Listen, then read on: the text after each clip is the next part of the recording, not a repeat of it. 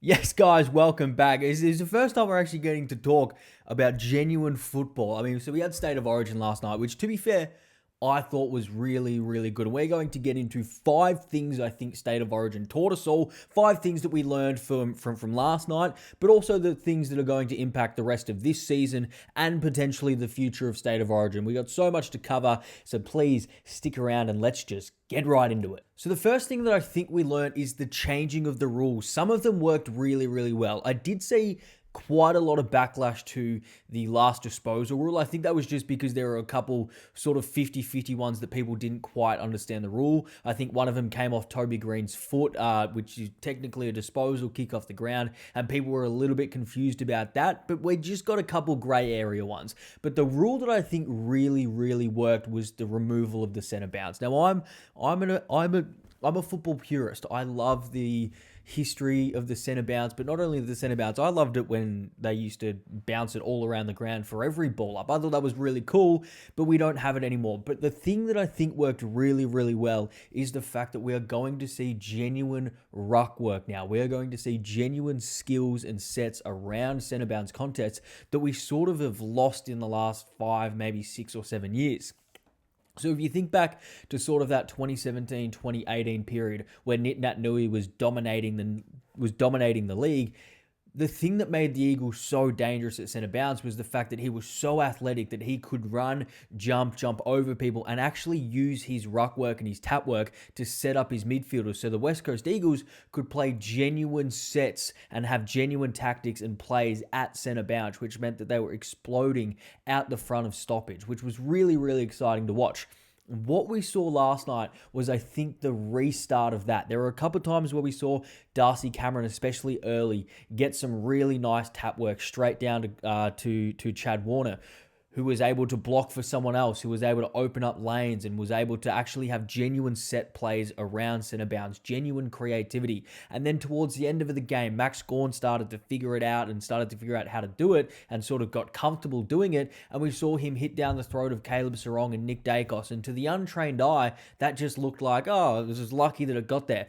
But when you watch back on replay, you'll see that there was a lot of blocking, there was a lot of movement, there was a lot of genuine set plays around these centre bound stoppages that we didn't have last year, because last year when the rucks would just wrestle for 5 minutes as the ball was going up, the ball is realistically only ever going to land within about a half-metre radius of the ruckman. So teams just didn't really plan for a whole lot of centre bound stoppage setups. But then last night, that is what we brought back. There were so many genuine set plays. And you got to remember, these teams haven't been around each other for a long time, but we have had an entire offseason where midfields and ruck groups have actually been able to work on creativity around centre bounces. So imagine the sort of set plays we're going to get. Imagine the sort of patterns we're going to see. Imagine the sort of creativity that this new ruck rule is going to sort of bring to the surface for the entire season and for the next few seasons at the very least. I think that was a really, really, really big win for the AFL. I think that was a massively successful rule change, and I just hope we see more creativity around stoppages, because it's more exciting, and the plays that we were seeing come out of the front of these centre bounces were really, really good. This is quite a specific one, but I think you can sort of generalize it to a lot of teams, is Luke Jackson can play as a full-time genuine midfielder. New ruck rule actually helps him a lot, and the fact that Fremantle have brought in Mason Cox, probably for that specific reason, is he going to play a lot of games? Maybe they're going to run with 3 rucks now that you got 5 on the bench, and Luke Jackson can play as a genuine bona fide midfielder. But the thing that I think is impressive about what Luke Jackson was able to do last night, because his numbers weren't incredible. I mean, he kicked 2 goals. I think he had like 12 disposals or something like that. But the way he was getting his disposals was interesting. So he had a clearance, but he was getting his disposals around the ground and in the air. But then I think what is the most impressive part and the most important part of what I'm trying to say here is the fact that Luke Jackson was able to swing forward and was looking to swing forward and stretch the opposition midfielder, the Victorian mids, to play as a genuine key defender, because he is a key forward size. So if Luke Jackson is going to play midfield, which it looks like he is, it looks like he's trained as a midfielder the entire offseason, and this new ruck rule is going to allow Fremantle and other teams, mind you, to play, 2, maybe even 3 genuine rucks, and allow one of the rucks to sit behind the ball and allow Luke Jackson to be a proxy ruckman, but realistically a midfielder around the ground, he's going to expose so many smaller midfielders as soon as Fremantle get the ball going forward. There was a couple times last night where he streamed into the forward 50 and he had a Victorian midfielder on him. He had a Caleb Sarong on him, or he had a Luke or a Lockie Ash, or he had a Nick Daicos. There was one point where he had Noah Anderson and Nick Daicos standing next to him inside the WA forward 50, and neither of them went up to try and spoil the mark, because Luke Jackson is just going to outmark them in every single sense of the word. So his ability and what he's going to be able to do is stretch these midfielders to play as defenders, and he's going to just beat them in the air and become a genuine weapon for Fremantle around the stoppage, around the ground as a ruckman, but also by playing midfield as a genuine stretch forward as we see sort of this free play from Fremantle go inside their forward 50. I think that's a really interesting sort of development that we're going to see in Luke Jackson's game specifically, but also players like, Mark Blitzarves at Geelong is going to get this sort of opportunity. We see Jai Cully is sort of training like that at Melbourne, even though he's injured now. But those sort of bigger athletic midfielders are going to get genuine opportunities to expose smaller midfielders by pushing forward because of the new ruck rule. Then the third thing we learned, Nick Daicos is still the best player in the game, and it's close, but it's not particularly close, because these are the sorts of games when you have the best players all on show at once. These are the sort of games that separate who is actually good and who is actually just good in a bad team, but who is actually the cream of the crop, who is the best player in the game. And I think he just proved it again. Now, let's be clear, Marcus Bontempelli was awesome and he was incredible, and his use of the ball going inside forward 50, the Bont, was just unbelievable. There were a couple of times he hit up Sam Darcy, a couple of times he hit up Ben King, and I'm just looking at him going, if there's a short list of players who I would want kicking me the ball inside forward 50, and Marcus Bontempelli is absolutely on one of those lists. But what Nick Daicos was doing last night with his creativity with ball in hand, when you compare it to the players that were on the field, which are 40 of the best players that we've got in the game, his ability to look like he was still a magician, to do things that no other players are doing. There was about 3 or 4 disposals just in the first quarter where I looked at it and I go, no other player on the field is doing that. And these are 40 of the best players that we have in the league, and no other player was able to do and see the options and be as creative and as skillful and execute it as well as he was able to do. That is genuine class. I mean, he finishes the game with 38 disposals, 7 clearances, 5 tackles, 13 score involvements, and just hundreds and hundreds of meters gained.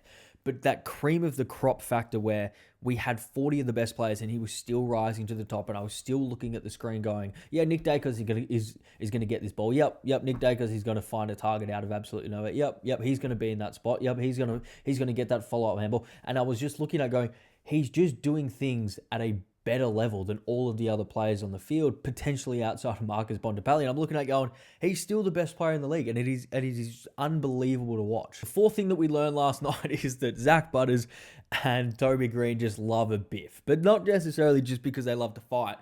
But the reason that I want to preface it like that is the fact that because they were biffing, because they were fighting, it proved that the players were genuinely invested in this game. And that is what we wanted. We were all fearful of the fact that we weren't going to get a genuine game of football. It was going to look like, the NBA All-Star game has turned into just a game where the best players sort of just, mess around for 2 hours and try to put on a show and do all these fans. No, there was none of that. This was genuine. We saw tackles, we saw headlocks, we saw some genuine flavour in the game. There was a time where Noah Anderson was and Cozzy Pickett were throwing, verbal barbs at each other. There was a time where Mitch Georgiades had Zach Butters in a headlock. There were times where Tristan Sherry just drilled a bloke inside the forward 50, and I'm going, this is genuine flavor in the game. This is everything that the fans wanted to see. We wanted to see players genuinely invested in the game by putting their body on the line, by actually tackling, by actually running, by playing a proper game of football.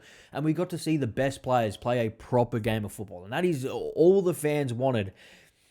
But the issue with that is the fact that when you play a proper game of football, a very physical game of football, a very high level game of football, you are bound to get injuries, which brings me to my final thing that we learned last night. And that final thing is the fact that as fans and as clubs and as players, we are all going to have to accept the reality that if we want State of Origin to continue, this is the risk that we are going to have to take. Obviously, horrible scenes watching Jacob Wiedering be stretched off, and it looked nasty. I just looked. We don't have a real update. It looks like Chris Scott came out and said it looks like he's going to be out for a significant amount of time. I think that is what I just read. But either way, we are going to have to deal with the fact that we are going to get injuries if we want this to continue. I mean, we saw some hamstring awareness. Mitch Georgiades pulled out. Sam Taylor pulled out halfway through the game. It looked like Kallard Chi had some ice around his hamstring or the back of his calf or something like that. Maybe just a knock. Matt Rao came off with a finger injury. Like this is a game of football. Injuries are going to happen. And I saw when Wiedering did get injured, that there was a lot of discourse about the fact that, oh, well, you can get injured everywhere. Like Tom Green did his ACL in an intra-club match. Players have done ACLs and significant injuries, at their training. The difference that I really want to make clear is the fact that there is a massive... The thing that I want to make clear is the fact that there is a massive difference between games and trainings and preseason activities that the clubs would see as a necessity to their run to a premiership.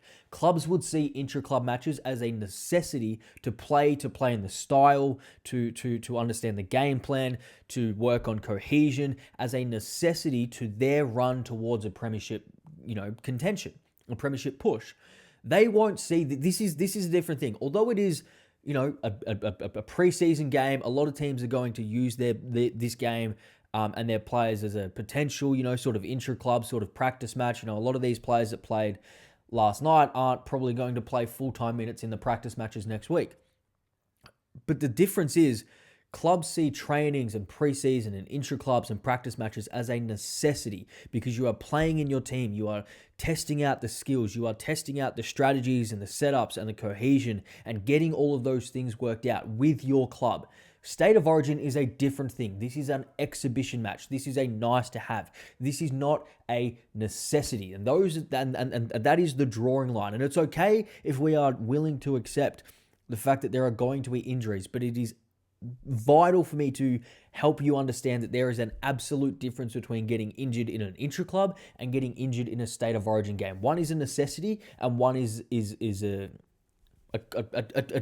cherry on top for the fans and the clubs and the players and especially the league, because I'm sure they made a whole lot of money last night. But that is the risk that you're going to have to take.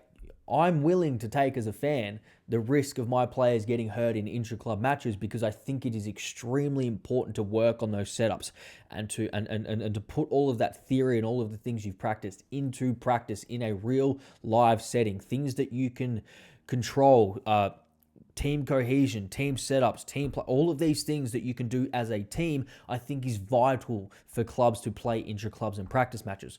I don't think it is vital for players to play State of Origin football. Now, they might see it differently, and the league might see it differently, but I personally don't think so. But in saying that, I am also willing to trade off the fact that players can get injured playing State of Origin because I think the spectacle is worth it. I think the showcasing of the game is worth the potential injury, but also it wasn't one of my team's players that got injured. It wasn't I didn't lose a player, my team didn't lose a player.